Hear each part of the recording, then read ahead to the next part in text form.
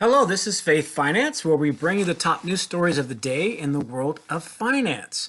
Today is December 29th, and yes, 2020 is almost over. And Bernie Sanders is not too happy with Mitch McConnell.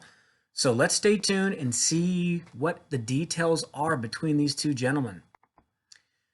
But first, I want to give a shout out to Bitcoin IRA. If you are looking at a different way of investing your present IRA, you might want to consider investing it in Bitcoin IRA because they offer a product to help you invest into cryptocurrency.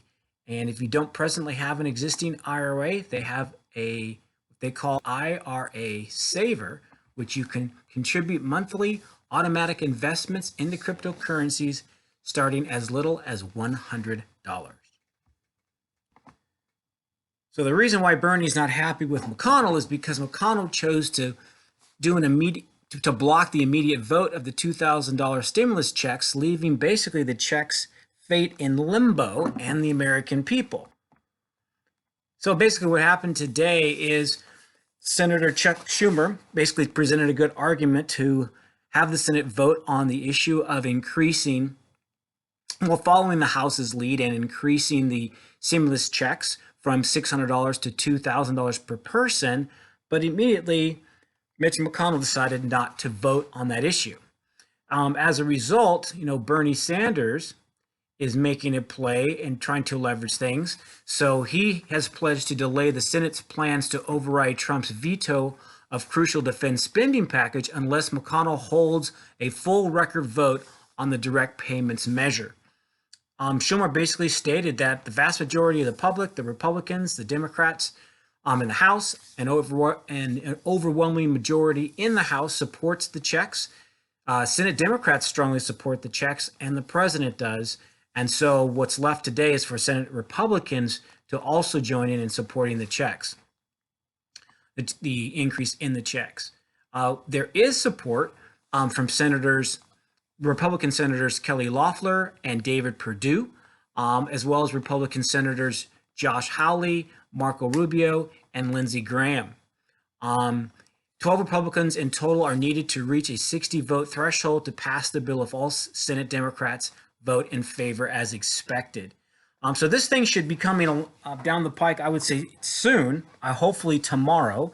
Why McConnell chose to block it and basically grandstand, if you will, politically at this moment in time, I don't know the details of it. It doesn't make sense to me. And it just seems like good old politics as usual. But I will keep close look on this and give you guys an update. Here is kind of the video from this morning when basically Schumer did his presentation and was captured by C-SPAN. So I'm going to let you take a look at this real quick. Senate take up the House bill to increase that number to $2,000, which I might add had broad bipartisan support. I don't want to hear that we can't afford it. I don't want to hear that it would add too much to the deficit. Senate Republicans added nearly $2 trillion to the deficit to give corporations a massive tax cut. Republicans just fought to include a tax break for 3 martini lunches in the COVID relief bill. So I don't want to hear it that it costs too much to help working families get a check when they're struggling to keep their jobs, pay their families, pay their rent, feed their families, and live a halfway normal and decent life. Even in our deeply divided times, Madam President, this issue has united Americans from coast to coast and bridged the massive political divide here in Washington. A vast majority of the public, Republican and Democrat, strongly support $2,000 checks. An overwhelming bipartisan majority in the House supports 2,000 checks. Senate Democrats strongly support $2,000 checks. Even President Trump supports $2,000 checks. There's one question left today. Do Senate Republicans join with the rest of America in supporting $2,000 checks? Now, some of my Republican colleagues have said they support the checks, but there's a major difference in saying you support $2,000 checks and fighting to put them into law.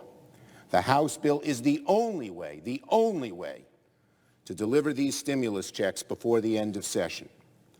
Will Senate Republicans fight for a vote on the House-passed Cash Act? Or will they look some other way?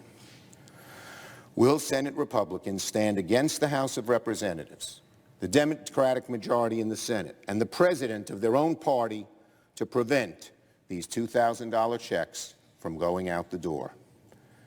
We're about to get the answers to these questions. So now, Madam President, I ask consent to set the Madam President, where am I?